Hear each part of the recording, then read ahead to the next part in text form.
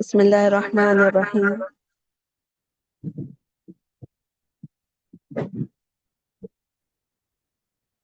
سورۃ الواقعہ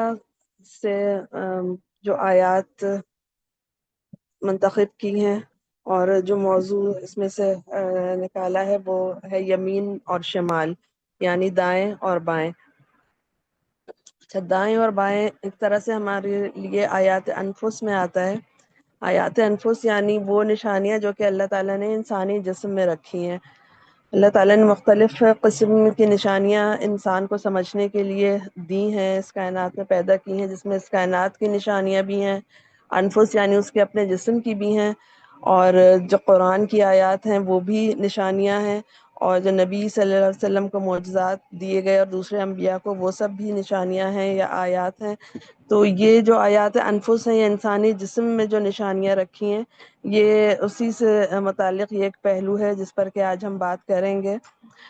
آیات انفس پر غور کرنے کی جو اہمیت ہے وہ ہمیں قرآن کی ان آیات سے معلوم ہوتی ہے۔ سورہ روم کی آیت ہے، اولم یتفکروا فی انفسہم، کیا انہوں نے کبھی اپنے آپ میں غور نہیں کیا۔ سورہ حامیم سجدہ کی آیت ہے، سنوریہم آیاتنا فی الآفاق وفی انفسہم، ان قریب ہم ان کو اپنی نشانیاں آفاق میں بھی دکھائیں گے اور ان کے اپنے نفس میں بھی۔ سورۃ الجاثیہ کی آیات ہیں، ان فی السماوات والارض لآیات للمؤمنین وفی خلقکم وما یبث من دابۃ آیات لقوم یوقنون۔ حقیقت یہ ہے کہ آسمانوں اور زمین میں بے شمار نشانیاں ہیں ایمان لانے والوں کے لیے، اور تمہاری اپنی پیدائش میں اور ان حیوانات میں جن کو اللہ زمین میں پھیلا رہا ہے، بڑی نشانیاں ہیں ان لوگوں کے لیے جو یقین لانے والے ہیں۔ وفی الارض آیات للموقنین وفی انفسکم افلا تبصرون۔ زمین میں بہت سی نشانیاں ہیں یقین لانے والوں کے لیے، اور خود تمہارے اپنے وجود میں کیا تم کو سوچتا نہیں۔ اچھا، یہ جو الفاظ ہیں یمین اور شمال، ان کا جو مادہ ہے یا روٹ ورڈ ہے وہ دیکھ لیتے ہیں، اور جو ان کے مختلف معنی ہیں اور جو ان کے مترادفات ہیں ان کو دیکھ کے اور پھر ہم اس پر تھوڑا سا غور کرتے ہیں۔ یمین کا مادہ، جیسے کہ ہم نے کلاس کے دوران بھی دیکھا کہ یہ یا میم اور نون ہے، اور اس کا مطلب ہوتا ہے دایاں ہاتھ یا داہنی طرف سے آنا، اور اس کے علاوہ اس میں برکت کا، قوت، قبضہ اور خوش نصیبی، یہ مفہوم بھی اس میں شامل ہوتے ہیں۔ یمین ہاتھ، دائیں ہاتھ کو کہتے ہیں، اور کبھی کبھی صرف ہاتھ کے لیے بھی استعمال ہوتا ہے، زیادہ تر اس کا مطلب دایاں ہاتھ ہی ہوتا ہے، اور ایمن کا مطلب بھی دائیں طرف ہوتا ہے۔ مل کے یمین جو ہے وہ پورے قبضے کو کہتے ہیں، اور اس وجہ سے غلام کے لیے بھی یہ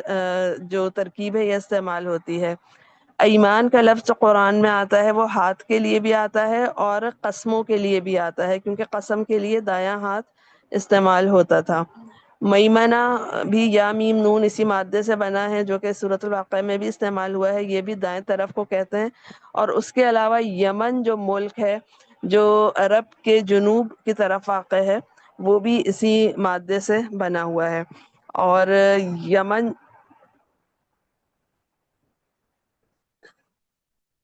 کا اس سے کیا تعلق ہے؟ تھوڑا سا اگر ہم سمتوں کو دیکھیں تو اس سے بھی ہمیں دائیں اور بائیں سمجھ میں آتا ہے۔ یہ جو سمتیں ہوتی ہیں ان میں جو شمال اور جنوب ہے ان کی پہچان جیسے کہ سکھائی جاتی ہے شروع سے ہی، وہ یہ کہ اگر مشرق کی طرف منہ کر کے کھڑے ہوں، یعنی جہاں سے سورج نکلتا ہے اس طرف منہ کر کے کھڑے ہوں، تو سیدھے ہاتھ کی طرف جو ہے وہ جنوب ہوگا، اور الٹے ہاتھ کی طرف جو ہے وہ شمال ہوگا۔ اور اس طرح سے جو شمال ہے اس کا جو مفہوم ہے اس میں بھی یہی شامل ہے کہ وہ بائیں طرف کو کہتے ہیں، شمال کی سمت کو کہتے ہیں، اور شمائل بھی لفظ قرآن میں آیا ہے، اور اس کے علاوہ شامل، شمولیت، مشتمل، یہ سب بھی اسی مادے سے بنے ہوئے الفاظ ہیں۔ دوسرا مادہ جو اس کے مترادفات میں ہے، اس سے ملتا جلتا، اور وہ بھی سورۃ الواقعہ میں استعمال ہوا ہے، مشأمہ کا لفظ، وہ ہے شین، حمزہ اور میم، یہ بھی بائیں طرف کے لیے استعمال ہوتا ہے، اور اس کے مفہوم میں بدفعلی اور بدنصیبی بھی شامل ہے۔ اور اسی سے لفظ جو ہے وہ شام جو ملک کا نام ہے وہ اسی سے بنا ہے۔ وہ عرب کے شمال میں ملک ہے شام جو ہے. یہ تھوڑا سا نقشہ دیکھیں تو اس سے بھی سمجھ میں آ جاتا ہے کہ عرب کے شمال میں شام ہے اور جنوب میں یمن ہے. تو اس طرح سے جو الٹے ہاتھ والی یا بائیں ہاتھ والی چیز جو ہے وہ شمال اور یا مشأمہ، اور جو سیدھے ہاتھ اور دائیں ہاتھ والی چیز ہے وہ سمت، اور وہ چیز جو ہے وہ جنوب یا میمنہ. اچھا، ایک اور مادہ جو کہ قرآن میں تو استعمال نہیں ہوا لیکن احادیث میں اور اس کے علاوہ کثرت سے استعمال ہوتا ہے بائیں ہاتھ کے لیے، وہ ہے یا، سین اور را، اور اس کے مفہوم میں آسانی اور نرمی بھی شامل ہے. تو ان معنوں میں یہ قرآن میں آتا ہے: تیسیر، تیسر، استیسار، اور میسور کے لیے قولا میسورہ آیا ہے، یسر، یسرا. یہ سارے الفاظ جو ہیں وہ آسانی کے لیے، آسان راستے کے لیے قرآن میں استعمال ہوئے ہیں. اور میسر جو جوئے کو کہتے ہیں، اس میں بھی یہ کہ آسانی سے پیسہ بنتا ہے، اس وجہ سے اس کا نام بھی میسر ہے. تو یہ سارے وہ الفاظ ہیں جو کہ بائیں کے لیے عربی زبان میں استعمال ہوتے ہیں: شمال، مشأمہ اور یسار. یہ الفاظ بائیں جانب کے لیے استعمال ہوتے ہیں. اچھا، اب ہم واپس اس پر آتے ہیں کہ انسانی جسم میں دائیں اور بائیں جانب جو ہے، جو یہ اس کے اطراف ہیں، ان میں کیا نشانیاں ہیں. ایک چیز جو ہمیں واضح طور پہ نظر آتی ہے وہ یہ کہ انسان کا دایاں حصہ اس کے بائیں حصے کا عکس ہوتا ہے یا سیمیٹریکل ہوتا ہے. یہ ہمیں ایک احساس ہوتا ہے. یہ صحیح ہے، لیکن تھوڑا سا ہم غور کرتے ہیں تو ہمیں معلوم ہوتا ہے کہ دائیں اور بائیں میں بھی کچھ فرق ہوتا ہے. تھوڑا سا فرق اوپر بھی ہوتا ہے، اور انسانی جسم کو اندر سے دیکھیں تو یہ فرق اور زیادہ بھی معلوم ہوتے ہیں، جیسے کہ پھیپھڑوں کی بناوٹ، اس کے لوبس کی تعداد میں فرق ہے، یا دل کے جو چیمبرز ہیں، ایٹریا، وینٹریکل، وہ دائیں طرف والے جو ہیں وہ بائیں طرف والوں سے شکل میں اور ساخت میں تھوڑے سے مختلف ہوتے ہیں. یا ہم ایبڈومینل آرگنز پہ نظر ڈالیں تو ان میں بھی دائیں اور بائیں کا فرق ہمیں نظر آتا ہے. کچھ آرگنز جو ہیں وہ سیدھے ہاتھ یا دائیں طرف ہی ہوتے ہیں عموماً، جیسے پتا اور اپینڈکس، اور اس کے علاوہ ان سارے آرگنز کی جو ساخت ہے وہ دائیں اور بائیں میں مختلف یا اسیمیٹریکل ہوتی ہے. تو دائیں اور بائیں کا یہ فرق بھی ہمیں نظر آتا ہے.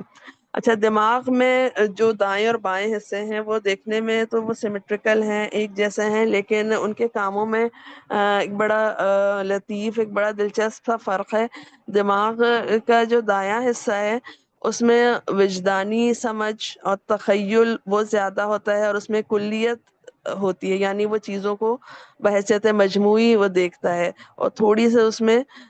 ایک غیر ترتیبی، ان معنوں میں نہیں کہ وہ بہت غیر منظم ہے، لیکن یہ کہ وہ مکمل چیز کو وہ دیکھتا ہے. جو چہرے پہچاننے اور نظر والی جو یادداشت ہے وہ بھی اس حصے میں ہوتی ہے. اس کے علاوہ یہ تخلیقیت جو ہے وہ دائیں طرف والا جو دماغ ہے وہ اس کو کنٹرول کرتا ہے زیادہ تر. اور جو فنی چیزیں ہیں اور جو جوڑنے کا کام ہے وہ بھی یہ والا حصہ کرتا ہے. جو غیر لفظی یا نان وربل جو صلاحیتیں ہیں، جو پہلو ہیں، ان کے لیے بھی یہ والا حصہ ہے. جو مکانی صلاحیتیں ہیں ان میں بھی یہ حصہ ان کے لیے ہوتا ہے، جیسے کہ پزل جوڑنا یا نقشے پڑھنا. اور اس کے علاوہ انسان کے جو جذبات ہیں یا جو اس کی موضوعیت ہے وہ بھی اسی حصے سے متعلق ہوتی ہے. دماغ کے بائیں حصے کو جو ریسرچرز نے بتایا ہے وہ یہ کہ یہ منطقی ہوتا ہے، تجزیاتی ہوتا ہے اور شماریاتی ہوتا ہے، اور یہ جزیات کو دیکھتا ہے. اور اس میں ایک ترتیب، ان معنوں میں کہ ایک کے بعد ایک والی جو ترتیب ہے وہ اس کا کام کرتا ہے. ربط جوڑتا ہے، سوالات کرنا اور مسائل کا حل نکالنا یہ اس حصے کا کام ہے. یہ حقیقی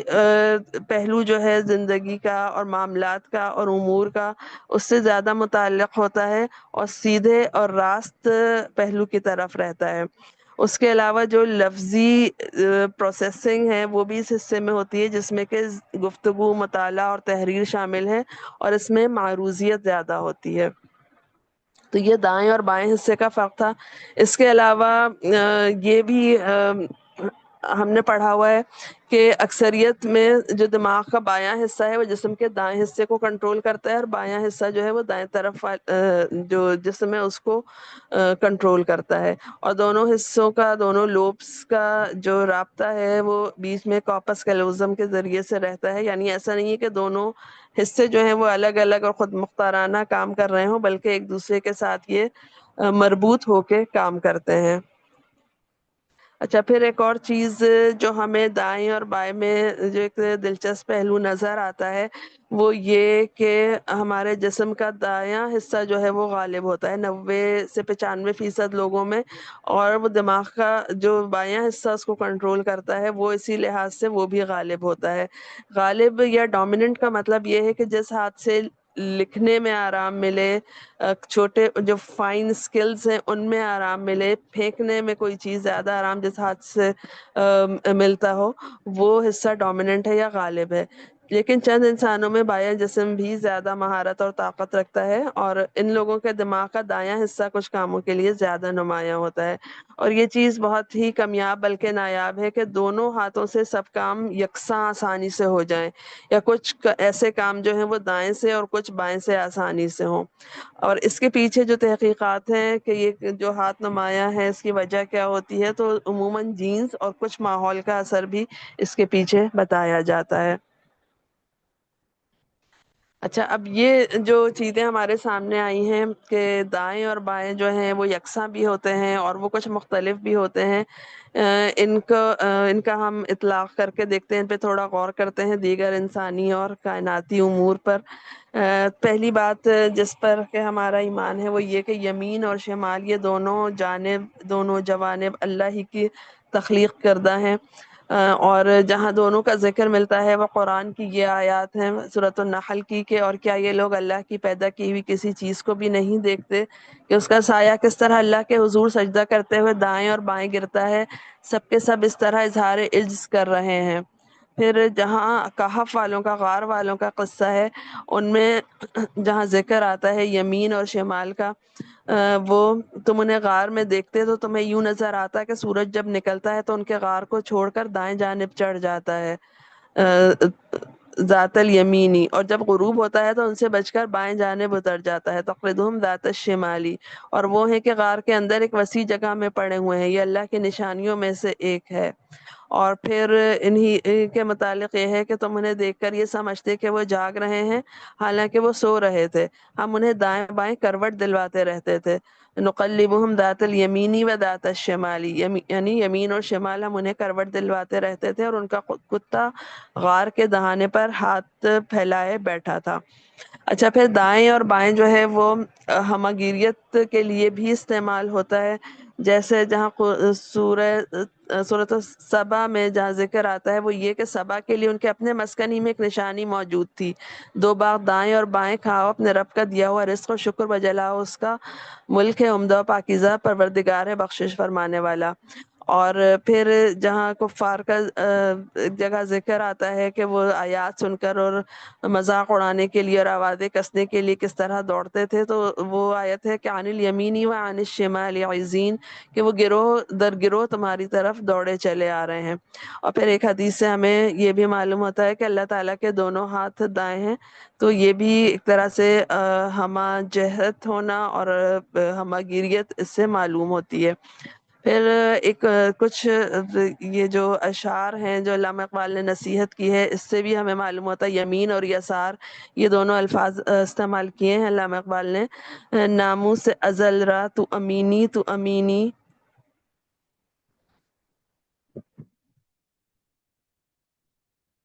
دارائے جہاں را تو یساری تو یمینی، اے بندے خاکی تو زمانی تو زمینی، صحبائے یقین درکش و از دیر گماں خیز، از خواب گراں خواب گراں خواب گراں خیز، از خواب گراں خیز. یعنی ازل کی ناموس کا تو ہی امانت دار ہے، جہاں کے رکھوالے کا تو ہی دایاں اور بایاں ہاتھ ہے یا تو ہی خلیفہ ہے، تو یساری تو یمینی، یہ الفاظ استعمال کیے ہیں.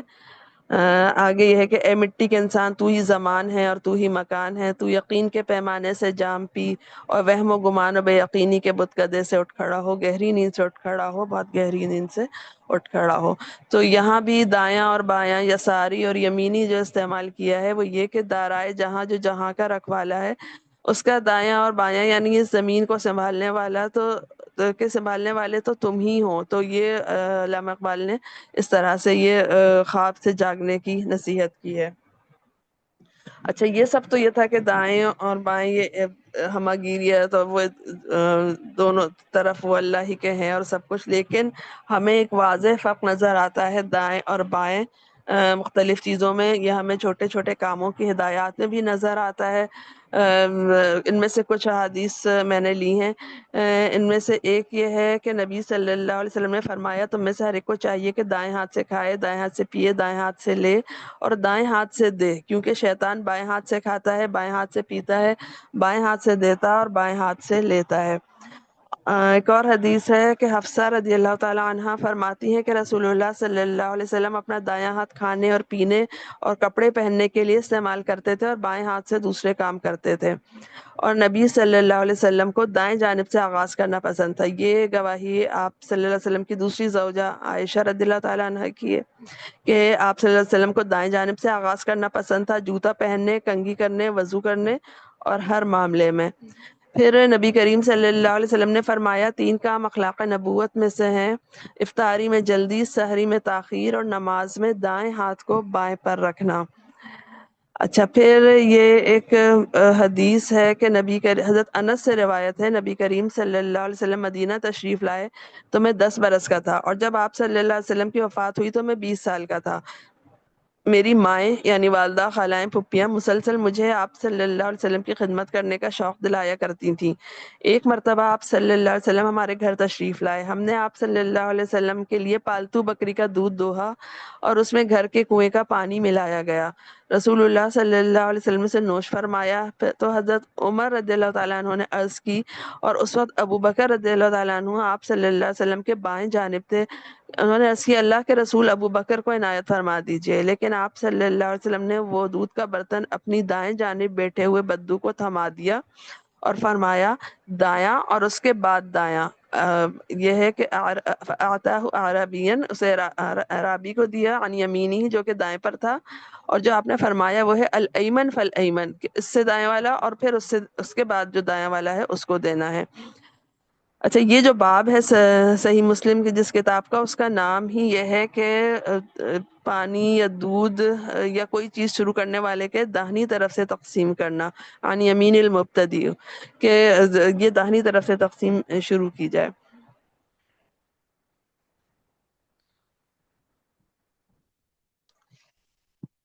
ایک اور حدیث ہے اسی سے ملتی جلتی، نبی صلی اللہ علیہ وسلم کے پاس مشروب لایا گیا، آپ نے اس میں سے پیا، آپ کے دائیں طرف ایک لڑکا اور بائیں طرف بزرگ بیٹھے تھے۔ آپ صلی اللہ علیہ وسلم نے لڑکے سے پوچھا، کیا تو اجازت دیتا ہے کہ میں یہ پہلے بزرگوں کو دے دوں؟ یعنی اس سے ہمیں یہ بھی معلوم ہوتا ہے کہ یہ کیا بھی جا سکتا ہے۔ لڑکے نے کہا، اللہ کی قسم، اے اللہ کے رسول، میں آپ سے ملنے والے اپنے حصے پر کسی کو ترجیح نہیں دوں گا۔ چنانچہ رسول اللہ صلی اللہ علیہ وسلم نے وہ مشروب اس کے ہاتھ میں تھما دیا۔ اس حدیث سے ہمیں کئی باتیں معلوم ہوتی ہیں۔ اچھا، ایک اور حدیث ہے، نبی کریم صلی اللہ علیہ وسلم نے فرمایا کہ جب تم میں سے کوئی نماز میں ہوتا ہے تو وہ اپنے رب سے سرگوشی کرتا رہتا ہے، اس لیے اپنی داہنی جانب نہ تھوکنا چاہیے، لیکن بائیں پاؤں کے نیچے تھوک سکتا ہے۔ اچھا، اس سے جو ہمیں اندازہ ہوتا ہے کہ کن کاموں میں آپ صلی اللہ علیہ وسلم نے ہدایت دی اور کر کے دکھایا، وہ یہ کہ دائیں طرف والے جو کام ہیں ان میں کھانا، کچھ پینا،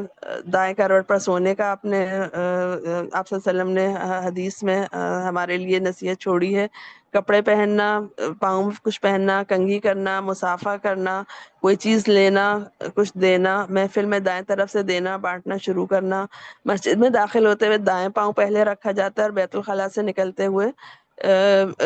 دائیں پاؤں بعد میں نکالتے ہیں۔ قیام میں دایاں ہاتھ اوپر رکھتے ہیں، تشہد میں بھی ہم دائیں ہاتھ کی انگلی استعمال کرتے ہیں، سلام پہلے دائیں طرف پھیرتے ہیں، اور قبر میں لٹاتے ہوئے بھی دائیں طرف کا خیال رکھا جاتا ہے۔ جبکہ بائیں ہاتھ کے لیے اور بائیں طرف کے لیے جو کام ہیں ان میں وضو میں ناک صاف کرنا، استنجا، جمائی کے لیے جو ہاتھ کی پشت رکھی جاتی ہے اس کے لیے بھی ہدایت یہ ہے کہ وہ بائیں ہاتھ کی ہو۔ برا خواب نظر آئے تو بائیں طرف تھوکنا، نماز میں بائیں طرف تھوکنا، بیت الخلاء میں داخل ہوتے ہیں بایاں پاؤں پہلے رکھنا، اور مسجد سے نکلتے ہوئے بایاں پاؤں بعد میں نکالنا۔ تو اس سے ہمیں اندازہ ہو جاتا ہے کہ وہ کس قسم کے کام ہیں، وہ جو اچھے کام، جو پاکیزہ کام ہیں ان کے لیے دائیں کام، اور جو تھوڑے نجاست والے کام ہیں اور جن میں تھوڑی سی برائی ہے کیے تو وہ والے کام بھی جانے ہیں نا، ان کو بھی کرنا ہے، تو ان کے لیے بائیں ہاتھ کو مخصوص کیا گیا ہے۔ اچھا، ان سب میں حکمت کیا ہے اس طرح سے دایاں اور بایاں ہاتھ مخصوص کرنے کی؟ تو وہ اہمیت بھی یاد رہنا چاہیے، اور وہ کرتے ہوئے جب ہماری زندگی کا اتنا بڑا جو کام جو ہے، مختلف پہلو جو ہیں وہ اس طرح سے اگر انجام پا رہے ہوں تو ہمارے ذہنوں میں کیا رہنا چاہیے کہ یہ ایک تو پاکیزگی اور نجاست سے متعلق ہے، اور یہ کہ ہر کام کرتے ہوئے یہ سوچ ہمارے ذہن میں آئے کہ یہ کیسا کام ہے، اور ہر جگہ ہم خیال رکھیں کہ کس ہاتھ کو استعمال کرنا ہے، اور ان علامتوں کا اثر محسوس کریں۔ ایک طرح سے علامتیں ہی ہیں نا کہ اس ہاتھ سے کام کر رہے ہیں، اس ہاتھ سے کام کر رہے ہیں، مطلب حکم بھی ہے اور ایک علامت بھی ہے۔ تو یہ ہماری ایک طرح سے لاشعور کی بھی تربیت اس طرح سے ہو رہی ہے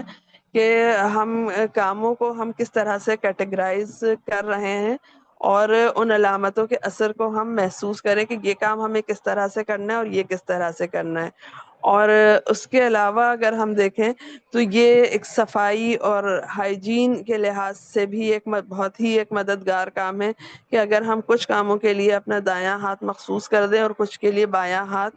تو یہ ہائیجینک پوائنٹ آف ویو سے بھی یہ انسان کی صحت کے لیے بھی ایک بہت اچھی چیز ہے۔ اور اپنے لیے ہم اصول لے سکتے ہیں کہ ہمیں چھوٹی چھوٹی چیزوں میں بھی ہمیں جو عمومی کام ہم کر رہے ہوتے ہیں اس میں ہم دایاں ہاتھ استعمال کریں، دائیں طرف استعمال کریں، جیسے سواری پہ چڑھنا ہے، بچوں کے کام ہیں، کپڑے وغیرہ پہنا رہے ہیں، تو ان چیزوں میں داہنے ہاتھ اور دائیں طرف کا خیال رکھیں۔ اچھا، ایک اور جو چیز ہے جو کہ ہمارے ہاں اتنا اس کا وہ نہیں ہے رواج اور اتنا مشہور بھی نہیں ہے، وہ یہ کہ اگر کوئی بھیڑ ہو اور اس میں وہ ہجوم ہے جو ایک طرف بھی جا رہا ہے اور دوسری طرف بھی جا رہا ہے، اور اس میں اگر قطار بنانا ہے، صف بنانا ہے، جو کہ اسلامی آداب میں سے ایک بہت اہم ادب ہے، جو صف بندی کے متعلق ہمیں آیات بھی ملتی ہیں اور احادیث بھی ملتی ہیں، تو کیپ رائٹ یا دائیں طرف کا جو اصول ہے، جیسے ایک ہجوم کا اگر تصور کریں کہ اس میں لوگ جو ہیں وہ آگے بھی جا رہے ہیں، پیچھے بھی آ رہے ہیں، اور وہ بھی ہیں جو ایک طرف سے دوسری طرف نکلنے کی کوشش کر رہے ہیں، تو یہ دونوں طرف جو ہے وہ ہجوم حرکت کر رہا ہے، تو یہ صورتحال جو ہے وہ اس طرح سے ہوگی کہ ہر قطار میں اور ہر طرف جانے والے لوگ ہوں گے، اس طرف دائیں طرف بھی بائیں طرف بھی، اور دونوں آگے اور پیچھے ہر طرف جانے والے لوگ موجود ہوں گے، جیسا کہ ہم بھیڑ اور ہجوم کے مقام پر اکثر دیکھ ہی رہے ہوتے ہیں۔ یہاں پر اگر یہ پورا ہجوم جو ہے یہ اپنے لیے ایک اصول لے اور ایک چیز پر عمل کرے کہ یہ اپنی دائیں طرف ہو جائے، دائیں رہیں، کیپ رائٹ، دائیں طرف ہو جائیں، تو اس سے کیا ہوگا، ہر ایک جب اپنی دائیں طرف ہوگا تو جو آنے والے لوگ ہیں وہ خود بخود ایک طرف ہو جائیں گے، اور جو جانے والے لوگ ہیں وہ دوسری طرف ہو جائیں گے۔ تو ہجوم میں اور بھیڑ میں جو کہ دونوں طرف آ جا رہا ہو اور کوئی قطار نہیں بنی ہوئی ہو، اگر یہ ایک چھوٹا سا اصول جو ہے وہ سب اپنا لیں کہ یاد دہانی کرا دیں، تو اس طرح سے صف اور قطار جو ہے وہ آسانی سے بن سکتی ہے۔ اچھا، پھر اس کے بعد دائیں اور بائیں میں یہ تخصیص ہم نے دیکھی کہ دائیں ہاتھ کو اور دائیں جانب کو کس طرح سے فوقیت دی گئی ہے، اور ہمیں یہ بھی معلوم ہوتا ہے کہ اللہ تعالیٰ کے بہت سے کاموں کے متعلق بھی کہ وہ ان کے لیے دائیں ہاتھ کا ذکر ہے، اور یہ جو دائیں ہاتھ کا ذکر ہے ہمارے لیے متشابہات میں سے ہے، یعنی ہم اس کو سمجھ نہیں سکتے لیکن ہمارا اس پر ایمان ہے کہ یہ اسی طرح سے ہے۔ سورۃ الزمر کی آیت ہے کہ وما قدر اللہ حق قدرہ والارض جميعا قبضته یوم القیامۃ والسماوات مطویات بیمینہ سبحانہ وتعالی عما یشرکون۔ ان لوگوں نے اللہ کی قدر ہی نہ کی جیسا کہ اس کی قدر کرنے کا حق ہے، اس کی قدرت کاملہ کا حال تو یہ ہے کہ قیامت کے روز پوری زمین اس کی مٹھی میں ہوگی اور آسمان اس کے دستے راست میں لپٹے ہوئے ہوں گے۔ پاک اور بالا تر ہے وہ اس شرک سے جو یہ لوگ کرتے ہیں۔ اور پھر ایک حدیث کا ترجمہ ہے کہ رسول اللہ صلی اللہ علیہ وسلم نے فرمایا، اللہ تعالیٰ نے مجھ سے کہا ہے خرچ کرو، میں تم پر خرچ کروں گا۔ اور رسول اللہ صلی اللہ علیہ وسلم نے فرمایا، اللہ کا دایاں ہاتھ بھرا ہوا دن رات عطا کی بارش برسانے والا ہے۔ یمین اللہ ملأ کہ اللہ کا دایاں ہاتھ بھرا ہوا ہے، اس میں کوئی چیز کمی نہیں کرتی۔ کیا تم نے دیکھا آسمان و زمین کی تخلیق سے لے کر اب تک اس نے کتنا خرچ کیا ہے؟ جو کچھ اس کے دائیں ہاتھ میں ہے اس نے اس میں کوئی کمی نہیں کی۔ آپ صلی اللہ علیہ وسلم نے فرمایا، اس کا عرش پانی پر ہے، اس کے دوسرے ہاتھ میں قبضہ یا قوت ہے، وہ جسے چاہتا ہے بلند کرتا ہے اور جسے چاہتا ہے پست کرتا ہے۔ اللہ تعالیٰ نے مختلف جگہ جو دائیں ہاتھ کا انتخاب کیا، وہ حضرت موسیٰ علیہ السلام کے قصے میں ہمیں معلوم ہوتا ہے کہ ہم نے اس کو طور کے داہنی جانب سے پکارا، من جانب الطور الایمنی، کوہ طور کے ساتھ دائیں جانب کا ذکر ہے۔ پھر بنی اسرائیل کے ذکر کے ساتھ ہے کہ ہم نے تم کے دشمن سے نجات دی اور طور کے دائیں جانب تمہاری حاضری کے لیے وقت مقرر کیا۔ اخذناکم جانب الطور الایمنی، یہاں بھی طور کے دائیں جانب کا ذکر ہے۔ اور پھر یہ وہی والا ذکر ہے کہ من شاطئ الوادی الایمنی، کہ جب وہ موسیٰ علیہ السلام وہاں پہنچے تو وادی کے داہنے کنارے پر مبارک خطے میں ایک درخت سے انہیں پکارا گیا۔ اور یہ ایک جگہ سورۃ الحاقہ میں جو تھا وہ یہ کہ اگر نبی سے بھی کوئی ایسا کام ہوتا کہ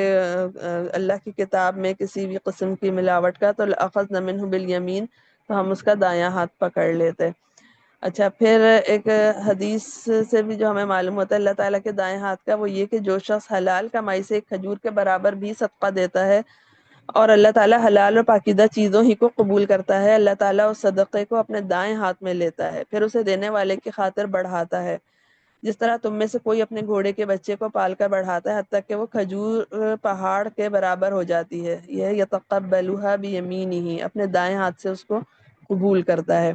انبیاء کے کاموں میں جہاں دائیں ہاتھ کا ذکر آتا ہے تو ابراہیم علیہ السلام کے ذکر میں ہے کہ فراغ علیہم ضربا بالیمین، کہ وہ جو بت انہوں نے توڑے تھے تو وہ ان پر پل پڑا اور سیدھے ہاتھ سے خوب ضربیں لگائیں۔ پھر حضرت موسیٰ سے اللہ تعالیٰ نے پوچھا تھا، وما تلک بیمینک یا موسیٰ، اے موسیٰ تیرے ہاتھ میں کیا ہے، یمینک دائیں ہاتھ کے لیے؟ تو اس سے معلوم ہوتا ہے کہ وہ حضرت موسیٰ علیہ السلام بھی دائیں ہاتھ میں عصا پکڑتے تھے۔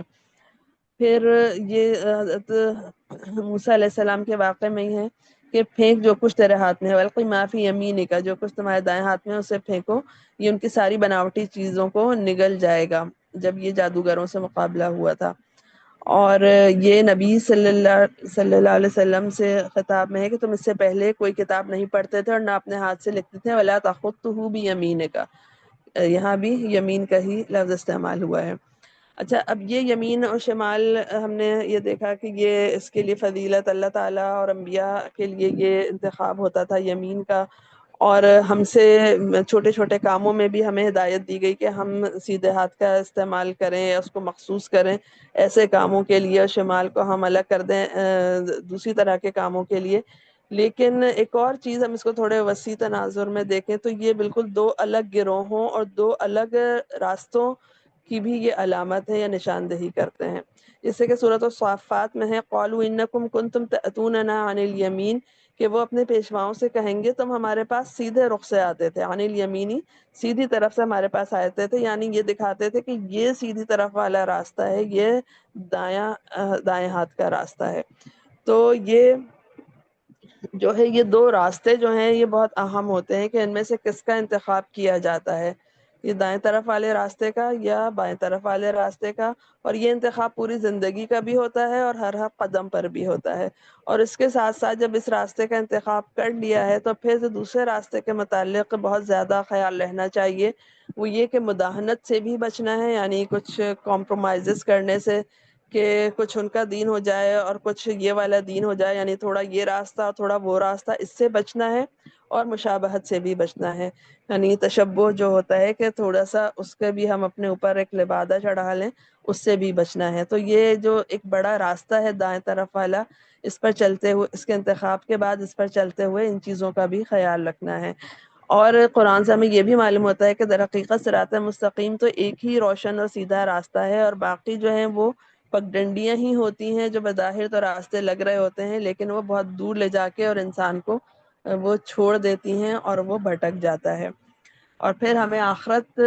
میں بھی یہ جو ہے پورا یمین اور شمال کی جو تخصیص اور تقسیم ہے، یہ ہمیں آخرت میں بھی نظر آتی ہے۔ جو آخرت کے لیے کتاب لکھنے والے ہیں ہمارے اعمال کی، وہ بھی الگ جانب ہی بیٹھے ہیں۔ اذ یتلقى المتلقیان عن الیمین وعن الشمال قعید، کہ ہمارے اس براہ راست علم کے علاوہ یہ بریکٹس میں آیت کا ترجمہ ہے کہ دو کاتب اس کے دائیں اور بائیں بیٹھے ہر چیز ثبت کر رہے ہیں۔ عن الیمین وعن الشمال، یہ دونوں طرف بیٹھے ہوئے اور ہمارے کام لکھے چلے جا رہے ہیں۔ پھر اس کے بعد ہمیں یہ معلوم ہوتا ہے کہ یوم تری المؤمنین والمؤمنات یسعی نورہم بین ایدیہم وبایمانہم، اس دن جب کہ تم مومن مردوں اور عورتوں کو دیکھو گے کہ ان کا نور ان کے آگے آگے اور ان کے دائیں جانب دوڑ رہا ہوگا۔ ان سے کہا جائے گا کہ آج بشارت ہے تمہارے لیے، جنتیں ہوں گی جن کے نیچے نہریں بہہ رہی ہوں گی، جن میں وہ ہمیشہ رہیں گے، یہی ہے بڑی کامیابی۔ یہ بھی آخرت کے ہی ایک مرحلے کا ذکر ہے کہ جب نور اس طرح سے ساتھ دوڑ رہا ہوگا دائیں طرف۔ یوم لا یخزی اللہ النبی والذین آمنوا معه نورهم یسعی بین ایدیہم وبایمانہم یقولون ربنا اتمم لنا نورنا واغفر لنا انک علی کل شیء قدیر۔ یہ وہ دن ہوگا جب اللہ اپنے نبی کو اور ان لوگوں جو اس کے ساتھ ایمان لائے ہیں رسوا نہ کرے گا، ان کا نور ان کے آگے آگے اور ان کے دائیں جانب دوڑ رہا ہوگا، اور وہ کہہ رہے ہوں گے اے ہمارا رب، ہمارا نور ہمارے لیے مکمل کر دے اور ہم سے درگزر فرما، تو ہر چیز پر قدرت رکھتا ہے۔ پھر آخرت حشر کے میدان کا ایک اور مرحلہ، اس پر ہم ان آیات پر ہم غور کریں کہ جب ہماری کتابیں ہمارے ہاتھوں میں دی جا رہی ہوں گی،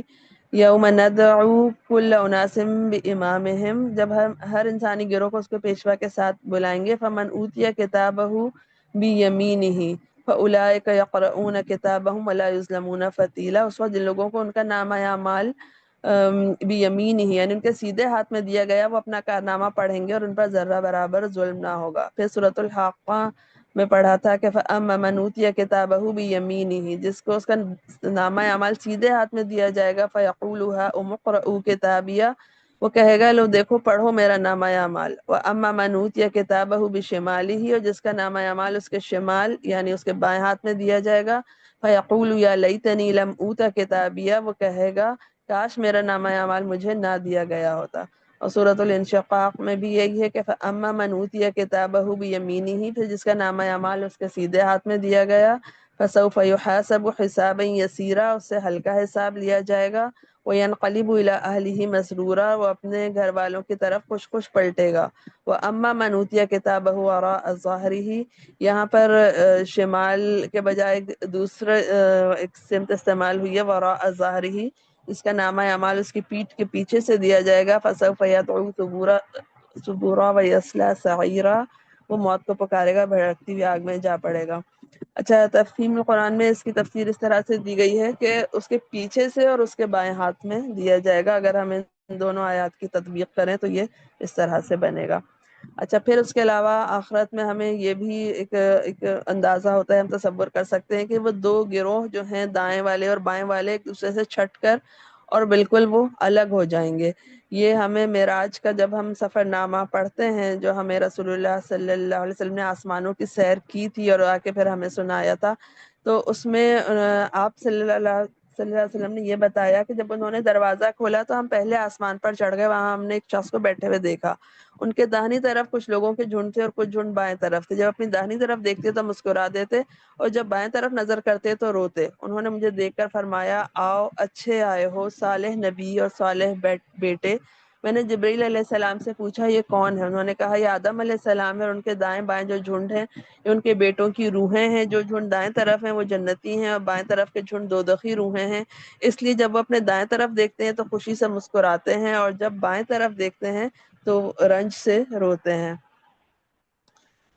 اور ایک حدیث میں ہے نبی صلی اللہ علیہ وسلم نے فرمایا انصاف کرنے والے اللہ تعالیٰ کے ہاں نور کے منبروں پر رحمان کی دائیں جانب ہوں گے، جو عدل کرتے ہیں اپنے فیصلوں میں اور اپنے گھر والوں کے ساتھ اور اپنی رعایا کے ساتھ۔ اور ایک راوی نے اس میں یہ بھی کہا ہے کہ اللہ تعالیٰ کے دونوں ہاتھ داہنے ہی ہیں.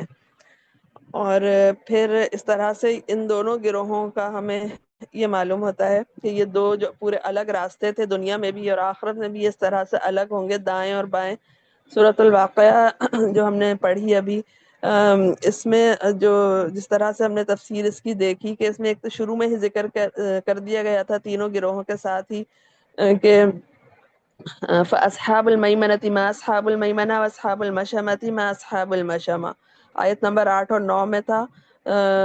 اور اس میں ہم نے یہ بھی پڑھا کہ سابقون جو ہیں وہ اصل میں اصحاب المیمنہ میں سے ہی آگے والے ہیں. اور اس کا مختصر ذکر کے بعد پھر ان کا تفصیلی ذکر اور ان کا جو نعمتیں دی جائیں گی اور ان کا جو انجام ہوگا پھر وہ شروع ہوتا ہے. تو اس میں پھر یہ آیات ہیں وَأَصْحَابُ الْيَمِينِ مَا أَصْحَابُ الْيَمِينِ، اور دائیں بازو والے، ان دائیں بازو والوں کی خوش نصیبی کا کیا کہنا. اور جب ان کی نعمتیں ختم ہوتی ہیں تو پھر آتا ہے کہ لِأَصْحَابِ الْيَمِينِ، یہ کچھ ہے دائیں بازو والے کے لیے، مطلب یہ کھانا، یہ پانی، یہ سایہ، یہ سب کچھ ہے دائیں بازو والوں کے لیے. اور پھر جہاں دوسرا ذکر شروع ہوتا ہے تفصیلی کے جو بائیں بازو والے ہیں ان کے لیے پھر یہ آیت آتی ہے وَأَصْحَابُ الشِّمَالِ مَا أَصْحَابُ الشِّمَالِ، جو ان کا انجام دکھایا ہے کہ وہ اس طرح سے ہوں گے اور ان کو یہ ان کو ملے گا دوزخ میں. تو اس کا ذکر ایسے شروع ہوتا ہے کہ بائیں بازو والے، بائیں بازو والوں کی بد نصیبی کا کیا پوچھنا. اور پھر اس کے بعد سورۃ الواقعہ کا پہلا رکوع، دوسرا رکوع، تیسرا رکوع جہاں ختم ہوتا ہے جو کہ کل ہم نے کلاس میں سنا تھا، وہ یہ کہ اگر وہ اصحاب یمین میں سے ہو، اما ان کان من اصحاب الیمین فسلام لک من اصحاب الیمین، تو اس کا استقبال یوں ہوتا ہے کہ سلام ہے تجھے، تو اصحاب الیمین میں سے ہے. اور اصحاب الیمین یا میمنہ اور اصحاب الشمال یا اصحاب المشمہ، یہ اصحاب المشمہ کے جو ترکیب ہے یہ سورۃ البلد میں بھی استعمال ہوئی ہے کہ جنہوں نے ہماری آیات کو ماننے سے انکار کیا وہ بائیں بازو والے ہیں. تو اس سے ہمیں یہ معلوم ہوتا ہے کہ دائیں اور بائیں سے یا یمین اور شمال سے پورے دو گروہوں کو منسوب کر دیا گیا ہے. ان کے ساتھ اصحاب کا لفظ استعمال ہوا ہے، یعنی والے، دائیں طرف والے اور بائیں طرف والے. اور اصحاب المیمنہ، اصحاب الیمین دونوں ترکیبیں استعمال ہوئی ہیں. اصحاب المشمہ اور اصحاب الشمال یہ دونوں بھی استعمال ہوئی ہیں. اور اس سے پوری زندگی کا طرز عمل معلوم ہوتا ہے. مطلب جو چھوٹی چھوٹی ہدایات ہیں کہ دائیں ہاتھ سے یہ اور بائیں ہاتھ سے یہ اور دائیں طرف سے یہ بائیں طرف سے یہ، اس کے علاوہ پوری زندگی کے طرز عمل کی بھی یہ علامتیں ہیں، اس کی نشاندہی کرتی ہیں. اور پھر آخرت کا انجام جو ہے وہ بھی انہی پر منحصر ہے. سبحانک اللہم بحمدک نشہد ان لا الہ الا انت نستغفرک ونتوب الیک. جزاک اللہ خیر. عائشہ نے تو بہت ہی تفصیل سے یمین و یسار اور میمنہ اور شمال